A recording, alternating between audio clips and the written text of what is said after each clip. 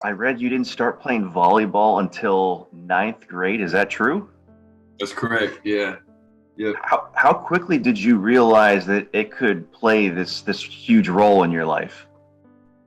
Um, I think it took like about a year. Whenever I first started playing, I played high school season, and then I got lucky and had a chance. There was an opening on a club team in New York to go play in JOs. And when I played in that tournament, there were some coaches who were interested from Penn State, George Mason, and some other like East Coast schools. And at that point, I was just like, dang, man, I might be able to go to college for this thing, you know? So that was pretty cool to have that early on, you know, because I was already addicted to the sport itself, you know, and then to have some universities and, you know, people interested in you, it's always a cool feeling, you know. So it just kept the ball rolling and you know, made me hungry. Kind of taking you back to Chambersburg. How tough do you remember that District 3 competition being? It was tough, man. Holy crap. Central Dauphin, we battled with them a lot. Central Dauphin, especially my junior and senior year, they had good squads, man. They were well coached. Cumberland Valley, too. Cumberland Valley was really well coached. You know, and both those coaches were from my club that I played with in Yorktown. So always going up against those guys was a challenge. And my junior year, whenever we won states, we didn't win mid-pens or we didn't win districts, you know. Central Dauphin took both of those. So that just shows you the level of competition that we had in the mid-pen. You brought up Yorktown volleyball. How big a role did they play in the development of your game? Yeah, huge, man.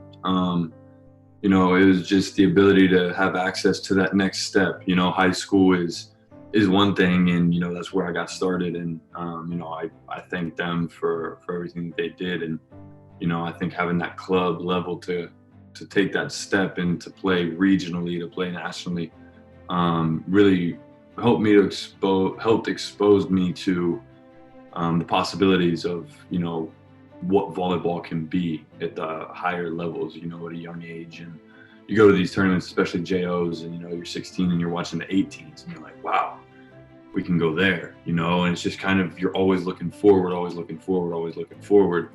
And that was a cool driving force, you know. And I played up on my club team, so I was always being pushed, you know, to keep up with those guys. So it was great for my development, man. Obviously, if you head out to UCLA, you're pretty good at what you do. When did Olympic aspirations kind of first hit you? I think I honestly had those aspirations when I was in high school. I think it was a little naive to think that I could do it. I didn't really understand what goes into it at that point in my life, but it was something that I was interested in. Actually, Micah Christensen brought up a moment whenever we were at the airport on the way over here, and he goes, "Hey, Mitch, you remember whenever we were on the junior team together back in high school in Colorado Springs and you didn't make the team?" I was like, "Yeah." He's like, "You said you were going to make the Olympics one day. You said you were going to be at the Olympics one day." He's like, "You made it." So that was cool. I had forgotten about that, honestly, until he reminded me. How has playing in, I think, France and Belgium, how's that kind of helped prepare you for that international stage and international feel? Whenever you play in America, the game's really physical. There's a lot of hard serving, hard hitting. And in France, it's more small ball, you know. There's a lot more defense, there's a lot more technique, there's a lot more finesse, and more strategy to the game. And I needed to learn that, you know. I've never had a problem hitting the ball hard or serving the ball hard. Those have always been my strengths, but to understand when and how to do it, and then to also understand the game better so that I can set myself up and have those opportunities to do it. You know, that's where I had to learn it in France, because my first year, you know, I would hit shots that I hit at UCLA, and after the first 2 or 3 matches, teams picked up on it and they started digging me. You know, and it humbles you pretty quick when something that you've been doing for 4 years stops working after 3 matches, you know. So it's like, oh man, there's levels to this, you know, we gotta switch it up. And there's good players out there that aren't necessarily world stars, you know. Like, there's ballers everywhere at every level, you know, and to respect that, and to know that every day you got to go prove yourself, because, you know, in this sport and, you know, any other sport at the higher levels, you know, you don't show up, somebody's coming for your spot, you know. It's every day. And the leagues that I was playing in, you know, it taught me that, because in France the 12th team can beat the 1 team any day, you know, like that's how close the competition is, you know. There's not a lot of room in between, so got a ball. So we've heard some basketball players say, you know, the rules are a little different in the international stage. Is there anything in volleyball that stands out to you as being different outside of the different style? No, I mean, we play international volleyball pretty much year round overseas, so the game's the same, you know. There's nothing different, you know, other than, you know, you're just playing against guys from the same country. You mentioned kind of coming up through juniors. How challenging was it just to be a part of this Olympic team? Hardest thing I've ever done, 100%. You know, like the competition in the gym, especially at my position, middle blocker position, is incredibly challenging. You know, the guys that, you know, the 5 middles that we had going into Vienna and Italy before this Olympics, I mean, they're ballers, man. Like it could have been any of us, you know, like it really could have been any of us. And that's how it's been this whole quad, you know, the last 4 or 5 years.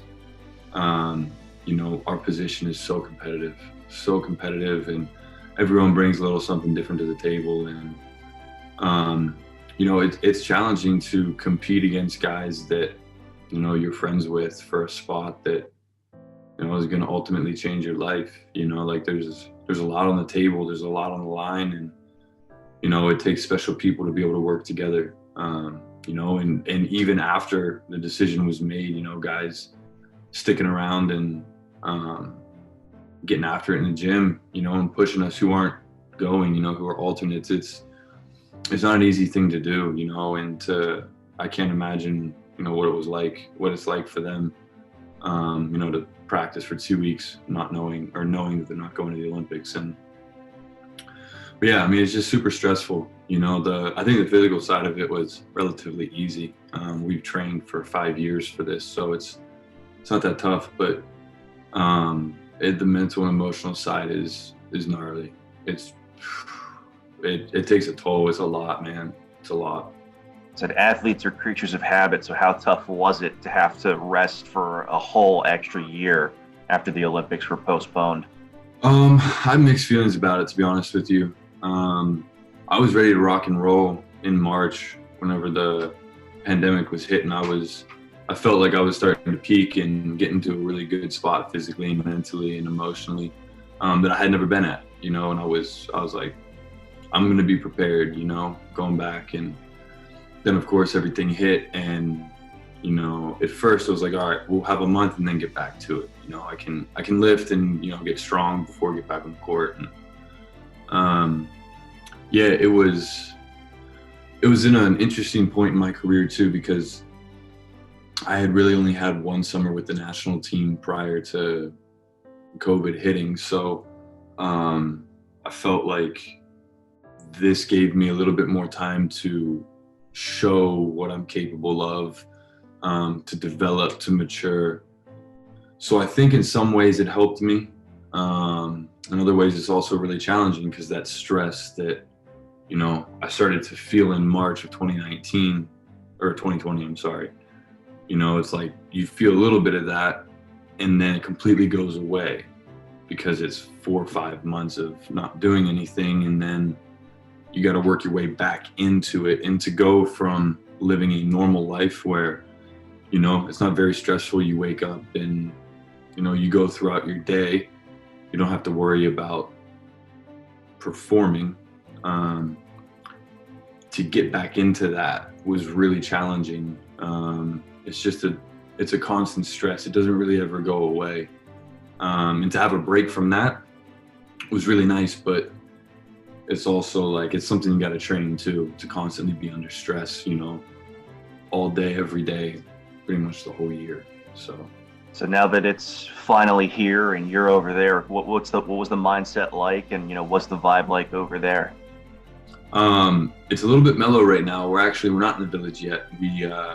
We're in Mishima City. We came about a week early to train at one of the professional clubs here. They've got some hotel rooms and facilities for us to train and to lodge here. So we've been here for the past 4 days, and we leave on Monday to go to the village. So I will say though, the flight over, we flew over with the surfing team and with the women's water polo team, and it was cool. It was really cool. It was like, all right, we're going to the Olympics. Like, this is real. So, but now that we're here, it's gotten a little mellow. It's got a lot of just normal training vibes because, we're not at the village, but on Monday it's going to get real. So what's the schedule going to be like? Do you have an idea of what's going to be once you hit the village? Yeah. I don't know what it's going to be like leading up to opening ceremonies. I'm sure moving in, we'll get all of our gear and do whatever we need for our processing. So there'll be a lot of like paperwork the first day. But then opening ceremonies hits, and then the next day we play France, and then it's match off, match off, match off the whole way through the Olympics. Towards the end, and August 8th is the gold medal match. So it's going to be a long tournament. It's going to be a grinder for sure. I said making it to the Olympics is one thing, but I can't imagine that this is a USA volleyball team that's content on just being there. What is that group like that, heading into this? And I'm sure you know each other pretty well. Yeah, no, we're not content just being here. We're grinders, we're winners, we're guys that want to push. We want to win a gold medal. We've been talking about it for a long time. And in Rio, the team got close, real close. And I think that hunger is coming back, and it's coming back hard and fast. We had a friendly match today against Japan. You can see the guys starting to come alive. It's like they've been in hibernation here for a couple months, but they're coming alive, and it's the right time. So, hopefully we keep peaking and we keep making things move. You played international, so how many faces are going to be familiar in this tournament for you? Yeah, it's pretty cool actually. There's a couple guys in the French national team that I know well, that I played with. Being in France for 3 years, I know either people directly or I know of people who know the players on the team. So it's cool to have those relationships and to play at a really high level. Iran, I got guys on the team that I know there. Argentina, I know some guys on the team there. That's a special kind of relationship to have people from, different walks of life who are masters of their craft and, do what you do at the highest level. So I'm really looking forward to competing against them, sharing that moment. What are you hoping to take away from this trip, this experience, or are you just kind of honed in on taking care of business? Other than a gold medal, I don't think there's really anything I'm trying to take away from it. I just want to experience it and I want to live it and just soak it up. It's a once in a lifetime opportunity, and it's an honor to be a part of this team, to be a part of Team USA. And to just take everything in so that whenever I come home, I can share it. My final question, what's been the reaction or feedback like from back home? It's been great. I've gotten a lot of support, a lot of love. I definitely feel it over here. It's cool to know that people have been following and I didn't even know about it. And like, hey man, I've been following you since high school. I used to come watch you play basketball. I don't really hear that directly, but my parents tell me, and it's cool. It's cool to see, the community come together for something. I think that right now, in our history, it's something that we need, and that kind of sheds a bigger light on like what the Olympics is going to be for the whole world, to just bring people together. There's been a lot of divisiveness and just a lot of like separation and just negativity around there. And to have people come together and to cheer for their country and to cheer for people that they know I think it's going to be something really special for us to all share.